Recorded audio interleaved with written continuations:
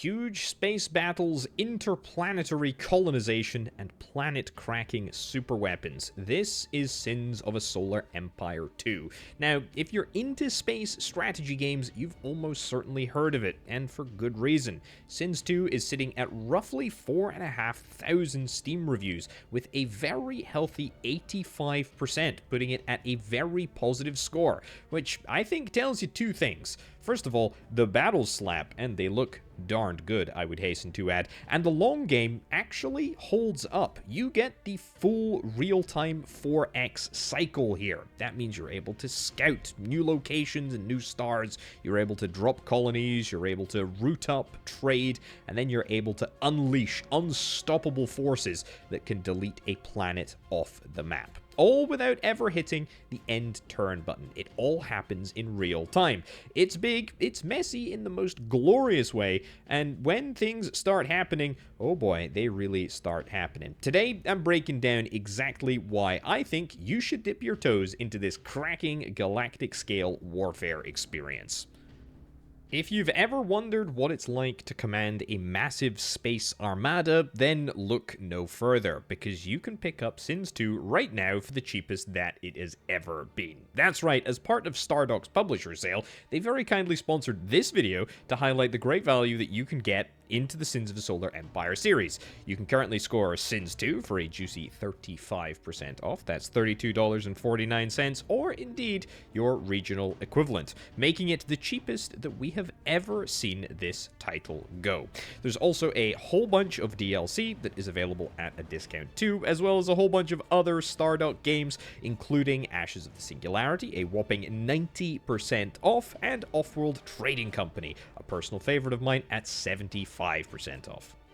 This may sound like a really small point, but it is a really big deal for me. The fact that it is a real-time strategy game does actually make a difference. What do I mean by that? Well, no turns.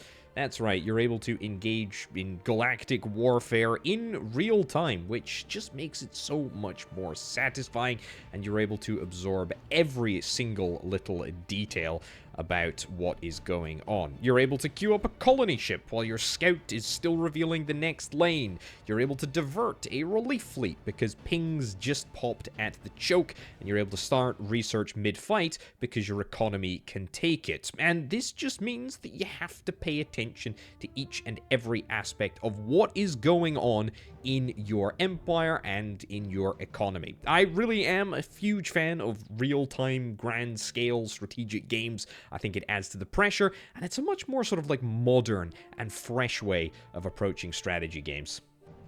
Maybe I'm just horribly biased, but I think this genuinely could be the best looking space grand strategy game out there.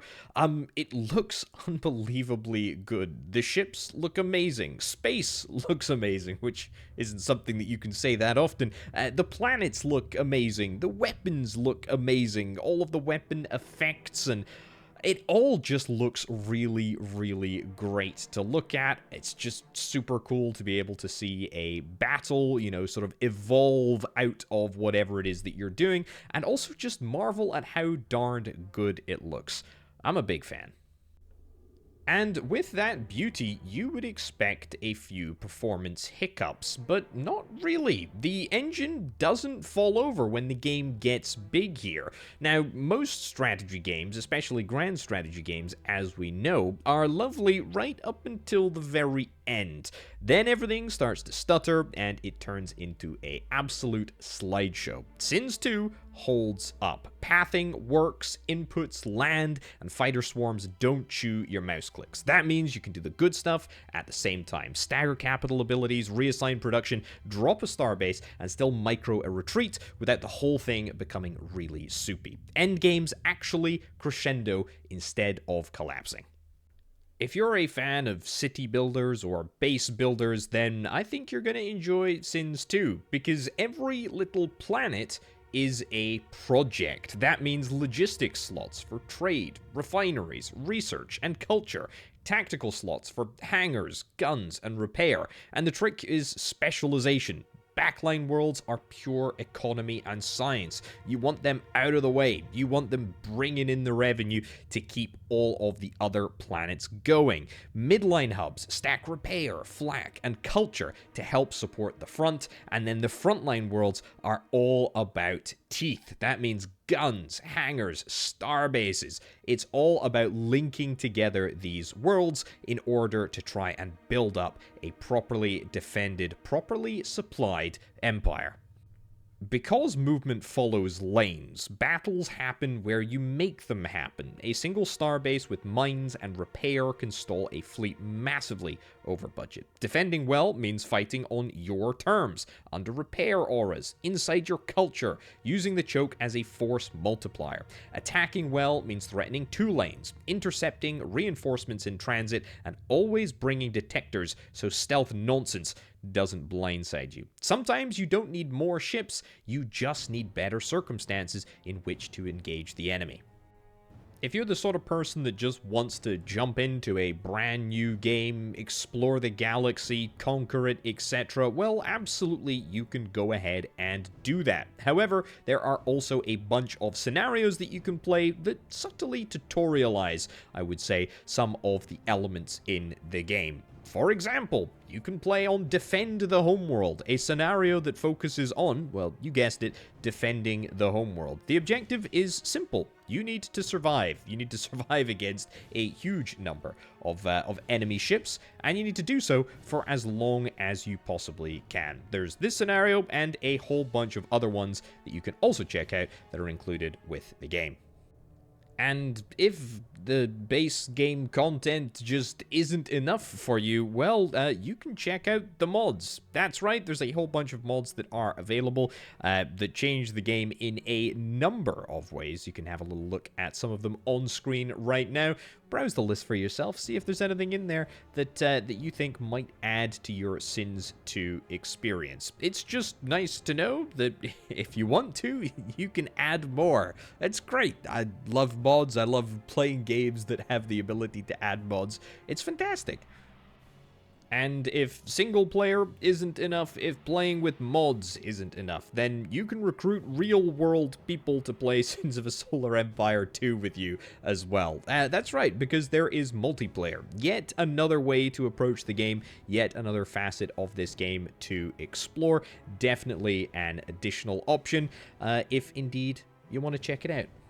And last, but certainly not least, it's got to be the depth. It's the depth of how the game works, of how it all fits together. Planets don't just spit out money. Population sets the base, allegiance multiplies it, and culture pushes allegiance around the map. Set up broadcasters behind your defensive line and let your influence do the slow murder. Enemy border worlds start underperforming before you've even fired a shot. On the flip side, if your edge worlds feel broke, it's probably cultural pressure. Counter broadcast, snipe their towers, and you'll feel the income bounce back. It's soft power that actually matters. And it's soft power the way that the economy works, and the way that the sort of game just feels deep and complicated and complex in a nice way that really makes this game just a very enjoyable experience indeed. And I know I said that it would be 10 reasons why you should check out Sins of a Solar Empire 2, but I'm going to give you another one right now. Frankly, it's the fact that the game is still improving. It released all the way back in August of 2024. Since then, you just have to go onto the Steam page and have a little look at all of the recent events and announcements that have taken place. You can see all of the different updates. There's a whole bunch of dev journals. There's a whole bunch of video blogs as well. There's a whole bunch of DLC that has come out and continues to release. The game is continuously improving. There is new content being added very, very regularly. And the development cycle is unbelievably transparent, which I just think is a fantastic, fantastic thing. And something else I'll say, this is one of the few games that is online right now that has a dedicated forum where you can discuss the issues that you have with the game or any strategies that you have for winning. Either way, I just think that's pretty darn unique, and I think that's a really great feature for a grand strategy game to have. Either way, I like it. I'm a big fan. Alright, and with that, we come to the end of the video. Yeah, what do you think? I am a big fan of Sins of the Solar Empire 2, I really am, and it's great to be able to talk about some of the fantastic aspects about this game to you, and also to let you know the fact that it is on sale right now as part of the Stardock publisher sale, which is just fantastic. Either way, ladies and gentlemen, I have been Over the Potato. Thank you ever so much for watching. Do check out a link down to the game in the description below. You can pick it up, check it out right now over on the Steam page. But for now, and from me, I've been Over the Potato. I'll catch you next time. Bye.